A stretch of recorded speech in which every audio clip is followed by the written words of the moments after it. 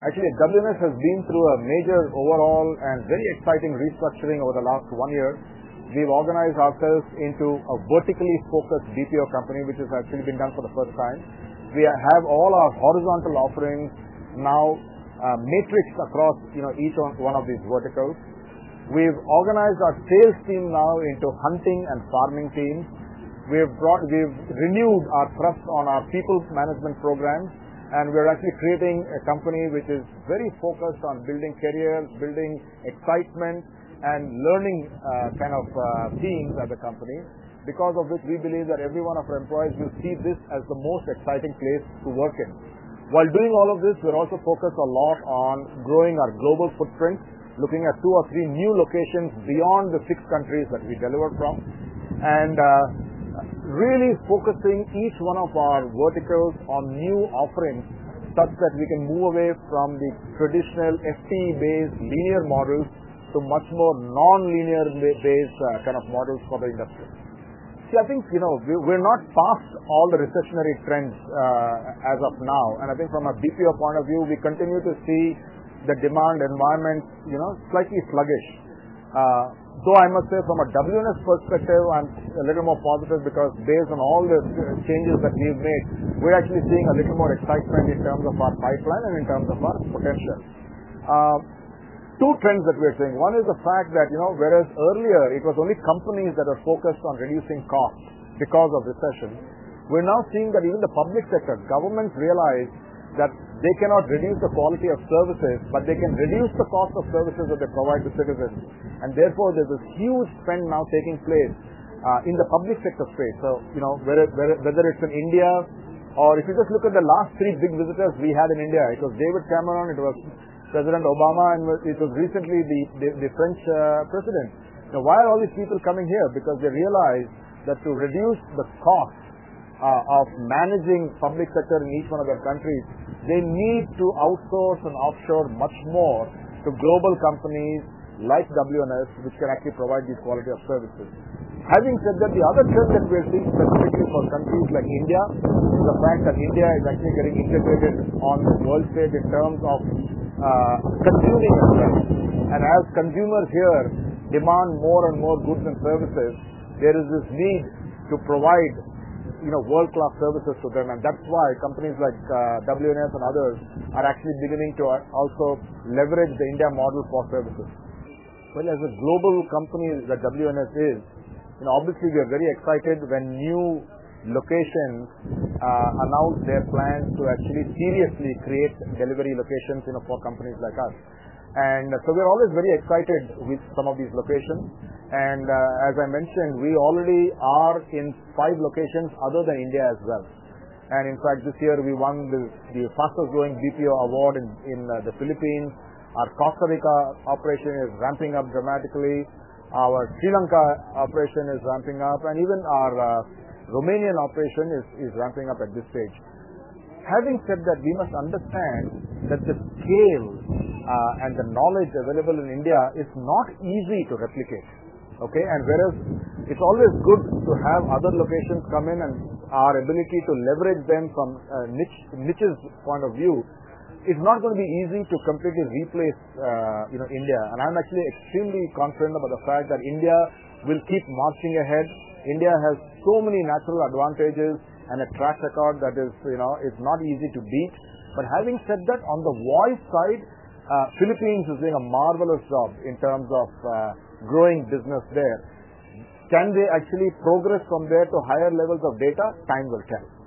We started this conversation by saying the recessionary trends are not over, and ultimately it's going to be the CEOs of companies in the US or other continents that will need to make the call on what are the tools that they will use in order to dramatically reduce their costs and to ensure that their companies survive. And in that journey, I think offshoring and outsourcing will always be the trump card. And while saying that, global companies like us are also very conscious of the fact that costs have also reduced dramatically in many on-site locations. And from a WNS perspective, we've actually invested in creating new on-site centers in the UK. And at this stage, we're also looking for a new on-site center in the US as well. So I think we'll continue to leverage those models, build on-site centers, But at the same time, the heavy lifting will have to be done from countries like India and other countries that are scaling and where the cost advantage is significant. I think clients, at least WNS clients, are not always looking at cheaper. They're always looking at the best value, right? So they're looking at their partners to give them obviously a cost advantage, an efficiency advantage, but more importantly, the biggest need of the day is the value that they want from people like us who are going back to them and helping them with ideas that drive their top line and bottom line. That is far more valuable than just helping to reduce some costs. And I think that is where WNS's new renewed strategy of organizing ourselves as a vertically led BPO company, as well as creating this hunting and farming teams on the sales side and investing so much in the domain is actually resonating extremely well with our existing clients and our potential clients. So I think the IT business and BPO or KPO businesses are two completely different businesses. I know quite often we try to merge them and we try to integrate them and things like that. But the reality is they are two different businesses. On the one side, the buyer quite often is the CIO who has a budget. On the other side, the buyer is always the CEO, the CFO, or people running, hardcore operations. And therefore, the buyers are completely different. And therefore, the decision making and the way decisions are made are also completely different. We've seen a number of IT companies, get into the BPO space when it became difficult on the IT side. And I think a lot of them definitely have created some capability there. But I think it's difficult for them to match up to the capability of the pure play BPO companies where our entire focus is only on operations. And our bread and butter, comes from there. And as IT has taken off in a big way again, we're hearing from a number of our clients that the attention that they are getting from their IT providers on the BPO side has started to diminish. And they should expect that. From our point of view, our attention only keeps increasing because we understand that that's the only business that we are focused on. All of us do also have the right IT capability to run the BPO business for our clients. I actually think that they are already focused there. I think, all of us have gone into new areas, but I think clients actually understand that, when you're a $2 billion company on IT and your BPO is $100,000 or $200,000 or $200 million out of that, you're going to, give only that much of attention to the BPO business as opposed to IT.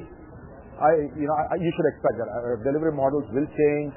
The old models of headcount growth and revenue growth are gone. Clients are not willing to sign up for your headcount growth. Okay, it's the new innovative models that people are focused on. And at WNS we are completely focused on making sure that we are delivering value to the client, delivering savings to them, delivering efficiency gains, and then rewarding ourselves out of those gains. As far as the cloud is concerned, yes, it will have an impact in some areas. But, because of the fact that in BPO, you are so focused on operations, the cloud is never going to replace technology and people, right? And people and process rather. And so we're pretty certain that whereas it can be an additional enabler, it's not going to replace and completely create a new model. So I think it's a cultural thing, services companies really will stick to services and product companies must focus on products. The culture of these two organizations will be completely different. So I really wouldn't expect services companies to start focusing on products because everything is different. The culture is different. The way you go to the market is different. The investments you make in branding, marketing, and selling is completely different. So from my perspective, I think they will continue to remain different. No, I really don't see any correlation there. I actually see some of the smart companies like WNS focusing a lot on innovative solutions within each vertical, within each business, and within the company. And then as a result of that, adding in technology layers over, the services layer that we anyway provide, and then using that to reduce cost for clients and creating a repeatable reuse or component, focused kind of offering. And to some extent, some of them therefore get productized. Well, the only big choke point, as you put it, that I see is how quickly clients take decisions on offshoring or outsourcing on the BPO side. Because it's not a question of will it happen or not. It's a question of when. When clients as well as governments are actually so stressed in terms of their costs, it's absolutely intuitive that they will have to reduce their costs. But what is happening is a lot of them are taking much longer to take the decision. So that is, I would say, at a high level, that's going to be the big area of focus.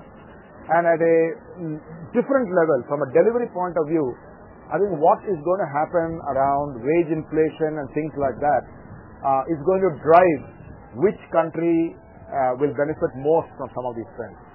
Because in India, for example, I would caution people that we should not go back into the old days where wage inflation was just expected and people just kept expecting 10-15% growth rate in their compensations every year because clients cannot afford it.